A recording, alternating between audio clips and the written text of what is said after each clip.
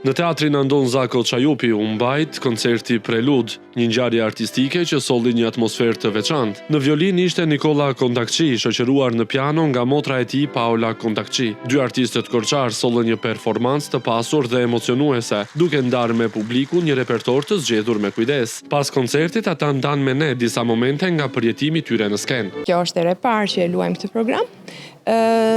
U nisëm nga l'histoire de tango, nga Piazzolla, Historia e tangos, për të sjellë diçka ndryshe publikut korçar. Një vepër që unë kam dëgjuar për të parë në Athinë dhe më ka emocionuar jashtë mase dhe vendosëm që të luajmë atë, pasi Nikola vendosi që të ram dakord. Të them të drejtën, emocionet i shprehun që i kime motor, por ato të mijat janë edhe më të mëdhaja, sepse kur largohesh dhe kur rikthehesh, skena e qytetit lindjes dhe e njerëzve të dashur, të themi, është më e vështira në botë. Publiku ardashës korçar i mirëpriti me duartrokitje të ngrohta dhe emocione të dukshme, duke bërë që kjo mpremje të mbetet gjatë në kujtesën e të gjithëve.